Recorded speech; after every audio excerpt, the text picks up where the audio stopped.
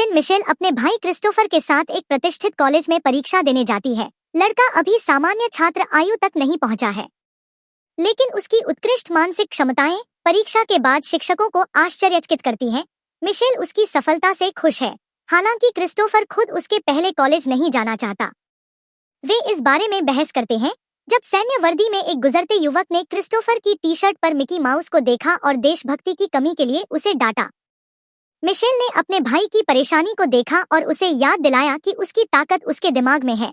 वह निश्चित है कि उसका मिशन दुनिया को बदलना है और वह उसका समर्थन करने के लिए तैयार है। बात यह है कि पिछले कुछ साल मानवता के लिए बहुत सफल नहीं रहे हैं।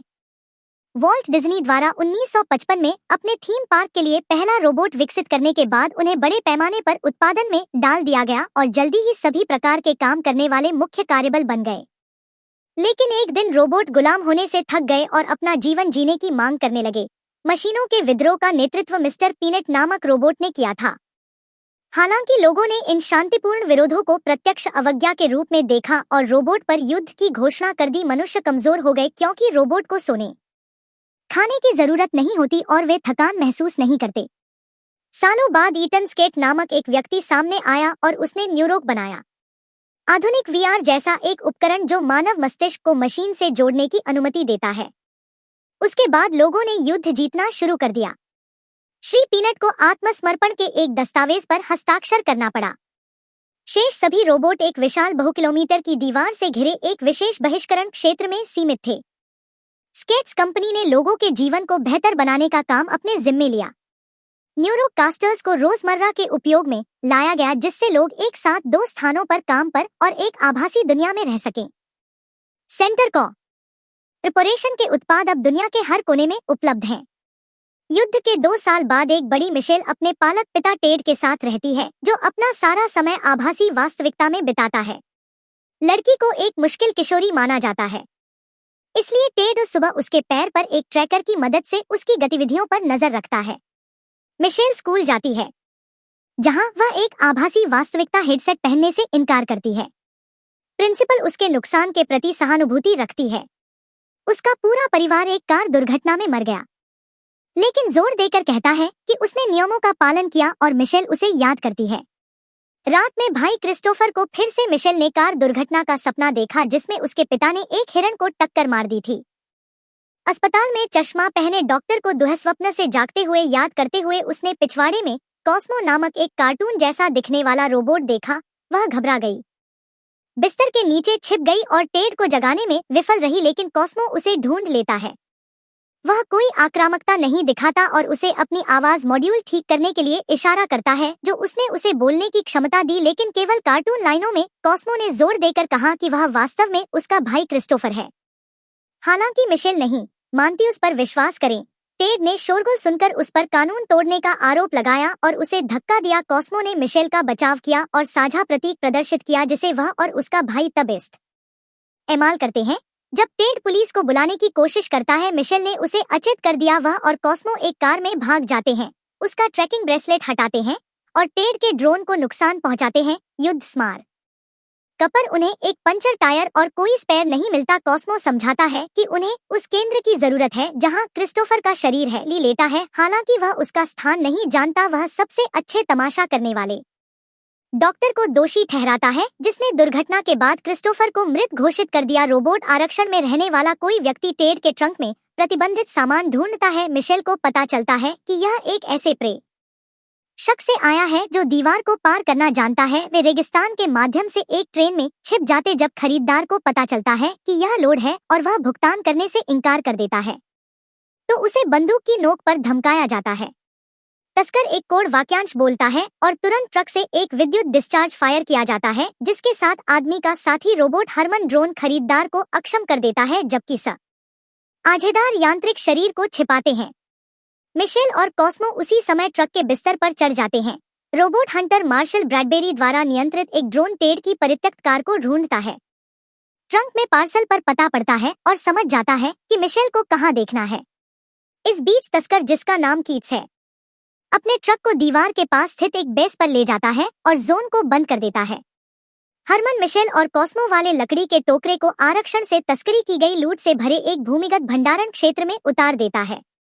कीट्स उसके साथ शांतिपूर्वक बातचीत करने की कोशिश करता है, लेकिन ब्रैडबेरी गोलीबारी शुरू कर देता है, जिससे अंदर सब कुछ नष्ट हो जाता है। मिशेल बिजली काट देती है, जिससे मार्शल को अंधेरे में भगोड़ों की तलाश करने के लिए मजबूर होना पड़ता है। हालांकि यह उसके लिए एक बड़ी समस्या नहीं है। कीट्स उसे रिवॉल्वर से गोली मारने की कोशिश करता है, लेकिन कोई फायदा नहीं होता। मिशेल और कॉस्मो को देखकर मार्शल उनकी ओर बढ़ता है, लेकिन हरमन के जाल में फंस जाता है, जबकि मार्शल खुद को मुक्त करने के लिए संघर्ष करता है। भगोड़े गुफा की गहराई में एक माइन कार्ड को सक्रिय करते हैं और उसमें चढ़ जाते हैं। हालांकि ब्रैडबेरी की ऊर्जा तोप से एक गोली कार्ड को पलट देता है। कॉस्मो और हरमन ड्रोन के साथ एक तरफा लड़ाई में शामिल हो जाते हैं, लेकिन मिशेल हस्तक्षेप करती है और रैम्स ब्रैडबेरी को एक बुलडोजर से दीवार पर दबा देती है। उसी समय वह एक सपोर्ट बीम को गिरा देती है, जिससे पूरा स्टोरेज क्षेत्र ढह जाता है। मार्शल अपने ड्रोन से संपर्क खो देता है और मनुष्य और रोबोट दोनों खुद को बाहरी दुनिया से अलग पाते हैं, क्योंकि गुफा ही बहिष्करण क्षेत्र का एकमात्र प्रवेश द्वार था। कीट गुस्से में चिल्लाता है, यह महसूस करते हुए कि उन्हें पूरी तरह से अनुपयुक्त परिस्थितियों में जीवित रहना होगा। इसके अलावा खतरनाक मैला ढोने वाले रोबोट घूम रहे हैं और अन्य रोबोट को अलग करो न के भागों का दावा कर रहे हैं। ऐसे ही एक मैला ढोने वाले को देखकर लोग छिप जाते हैं और फिर कीट्स को रोबोट के अवशेषों को कुचलने के लिए मजबूर होना पड़ता है, जो पूरे क्षेत्र में उनकी उपस्थिति का जोर से विज्ञापन कर रहे चश्मे में जो बंजर भूमि में कहीं रहता है, और वह डॉक्टर उन्हें बताएगा कि आरक्षण कैसे छोड़ना है, यह महसूस करते हुए कि उसके पास कोई अन्य विकल्प नहीं है। कीट सहमत है बड़े रोबोट को नियंत्रित करने वाला हरमन मनुष्यों को अपने कंधे पर एक मोटर रहित मिनीवैन में ले जाता है, जो उन्हें रेगिस्तान के रास्ते में हैंगर में वही मिला तस्कर मशीन के खिलाफ युद्ध में सेवा करने के बारे में बात करता है, और कैसे हरमन ने एक बार घायल आदमी को युद्ध के मैदान से ले जाकर उसकी जान बचाई थी। उसके साथी सैनिकों को यह समझ में नहीं आया और उन्होंने लगभग रोबोट को गोली मार दी थी, तब वे दोनों एक साथ भाग गए। इस बीच स्केट अपनी माँ से बात करता है, जो अपने बेटे से मेज पर बैठने और उसके द्वारा बनाए गए सामान का आनंद लेने के लिए प्यार से कहती है। हालांकि अचानक महिला टिमटिमाना शुरू कर देती है। यह स्पष्ट हो जाता है कि यह एक आभासी वास्तविकता है, जिसमें बचपन की बड़ी हुई स्मृति है। ब्रैडबरी के लोग एक आभासी झील पर मिलते हैं और एक दूसरे की प्रशंसा करते हैं तथा सहमत होते हैं कि मार्शल रोबोट का पता लगा लेगा तथा मिशेल के भाग्य को अपने विवेक पर छोड़ देगा। अपनी क्षमताओं का उपयोग करते हुए स्केट ब्रैडबरी के दबे हुए ड्रोन को पुनः प्राप्त करता है तथा वह सतह पर वापस आ जाता है। इस बीच रिजर्वेशन में भगोड़े एक शॉपिंग मॉल में पहुंच जाते हैं, जहां युद्ध में बचे रोबोटों ने शरण ले रखी है। हालांकि रोबोट उन्हें देख लेते हैं तथा रोबोट पर रेफ्रिजरेटर से हमला कर देते हैं, फिर उन्हें बंदी बना लेते हैं। उन्हें एक केंद्रीय सुविधा में ले जाया जाता है, जहां स्तब्ध रोबोट को मार दिया जाता है। मनुष्य बहुत सारे रोबोट को अपनी नई सोसाइटी बनाते हुए देखते हैं। उन्हें एक वैन में ले जाया जाता है, जहां उनका स्वागत कोई और नहीं बल्कि स्वयं मिस्टर पीनट करते हैं। वे बताते हैं कि वे यहाँ शांतिपूर्वक और चुपचाप रहते हैं और उन्होंने उन्हें मैला ढोने वाले समझकर पकड़ लिया था। मिशेल ने मिस्टर पीनट से पूछा कि वह डॉक्टर को कहाँ ढूंढ सकती है, लेकिन जवाब देने के बजाय रोबोट उन्हें सुविधा के माध्यम से ले जाता है और समझाता है कि रोबोट यहाँ मानवीय हस्तक्षेप के डर के बिना रह सकते हैं और विकसित हो सकते हैं, और यहाँ तक कि नए पेशे भी सीख सकते हैं। के हेयर स्टाइल से प्रेरित होकर एक रोबोट हेयर स्टाइलिस्ट दौड़ता हुआ आता है, लेकिन वह अपने बालों में कोई भी बदलाव करने से साफ इनकार कर देता है। मिशेल उसे अपने अनुरोध की याद दिलाती है, जिस पर पीनट जवाब देता है कि उनकी उपस्थिति ही केंद्र को इस जगह को नष्ट करने का आधार देती है। वह सबसे अच्छा यही कर सकता है कि उन्हें रेगिस्तान में ले जाए और उन्हें वहीं छोड़ दे।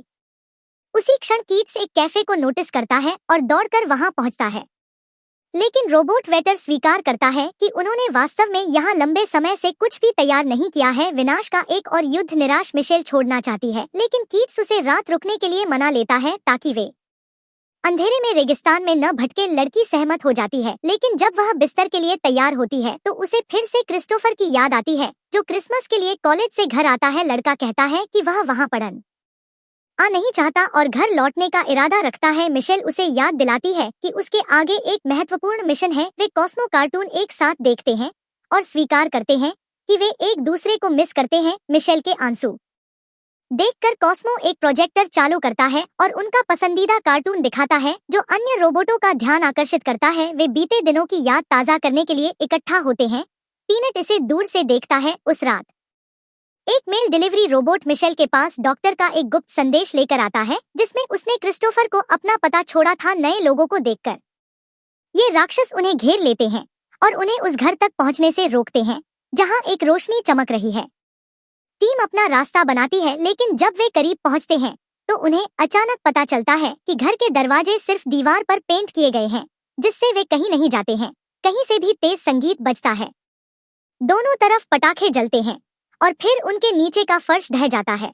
वे एक भूमिगत प्रयोगशाला में फिसल जाते हैं जहां डॉ एमहर्स्ट एक बंदूक के साथ उनका स्वागत करते हैं, लेकिन जब कॉस्मो हाथ में उसे एक पोस्ट कार्ड मिलता है, आदमी समझता है कि क्रिस्टोफर को भागने की उसकी योजना सफल हो गई है और कीट्स और हरमन उसका साथ दे रहे हैं। मिशेल अपनी शिकायतें व्यक्त करती है और अपने भाई के साथ जो हुआ उसका स्पष्टीकरण मांगती है। डॉक्टर बताते हैं कि दुर्घटना के बाद क्रिस्टोफर का शरीर मिला था और उसे अस्पताल ले जाया गया था। एमहर्स्ट साल्वेज रोबोट में निर्मित पीसी को सक्रिय करता है जहां उसने अपनी यादें और जानकारी संग्रहित की थी। यह जांच के दौरान न क्रिस्टोफर कोमा में दिखाता है। वैज्ञानिक ने पाया कि उसके मस्तिष्क में अद्वितीय विशेषताएं थीं जो उसे लड़के का फायदा उठाने के लिए एकीकृत नेटवर्क को नियंत्रित करने के लिए पूरी तरह से अनुकूल बनाती थी। डॉक्टरों ने उसकी मृत्यु की घोषणा की। हालांकि 1.5 साल बाद क्रिस्टोफर में जीवन के लक्षण दिखने लगे और मस्ट प्रयोग को समाप्त करना चाहता था, लेकिन स्केट ने इनकार कर दिया और उसे मारने की धमकी दी, इसलिए वह केंद्र से आरक्षण में भाग गया। केंद्र के रोटर ब्लेड्स की आवाज ड्रोन लैंडिंग पार्टी के पास आती हुई सुनाई देती है।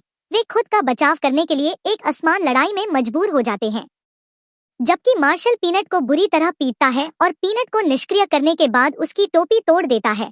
मार्शल मिशेल कॉस्मो का पता लगाता है और डॉक्टर एमहर्स्ट लड़की को भागने के लिए कहता है, जबकि वह एक सम्माननीय शिकारी होने के नाते आगे बढ़ता है।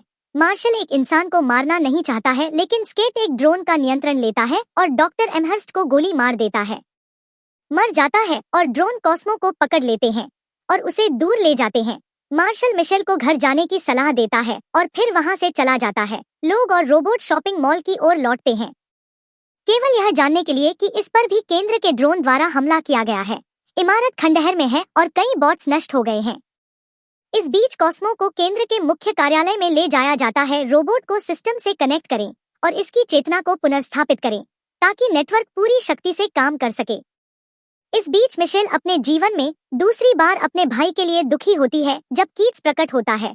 अंततः जीवित रोबोट हेयर ड्रेसर से बाल कटवाने के लिए सहमत हो जाता है। वह डॉक्टर के पीसी का उपयोग करके कार्यालय में घुसना चाहती है, जो सभी पासवर्ड जानता है। हालांकि बॉट उसे सूचित करता है कि क्रिस्टोफर को नेटवर्क से डिस्कनेक्ट करने से सभी अक्षम हो जाएंगे। केंद्र के ड्रोन और हालांकि पीनट उन्हें उस पिटाई की याद दिलाता है जो उसने झेली थी। अन्य रोबोट केंद्र को एक अंतिम लड़ाई देने के लिए तैयार हैं, जो दुनिया को बदल सकती है। रोबोट ट्रकों में आरक्षण छोड़ देते हैं, फिर केंद्र के मुख्य आधार तक पहुंचने के लिए पानी के नीचे यात्रा करते हैं। हरमन ने इमारत की पार्किंग से कारों को फेंककर हमला शुरू कर दिया। सुरक्षा ड्रोन तैनात करती है जो दुस्साहसी रोबोट का पीछा करते हैं, बिना यह संदेह किए कि यह एक जाल है जो पार्किंग स्थल से परे जंगल में वजन में पड़ा है। बाकी रोबोट हैं। मिशेल के इमारत के अंदर जाने पर लड़ाई शुरू हो जाती है। ड्रोन विशाल निर्माण रोबोट को नुकसान पहुंचाते हैं, लेकिन हरमन लड़ता रहता है। रोबोट असाधारण साहस और कौशल दिखाते हुए गार्ड को सफलतापूर्वक रोकते हैं। यह स्केट को एक विशेष ड्रोन को सक्रिय करने के लिए मजबूर करता है। उसी समय मिशेल और पीसी प्रयोगशाला में पहुंचते हैं, जहां क्रिस का शरीर युद्ध के मैदान में कहीं अधिक मानवीय ब्रैडबेरी स्वेच्छा से डिस्कनेक्ट हो जाता है और अपना हेडसेट हटा देता है।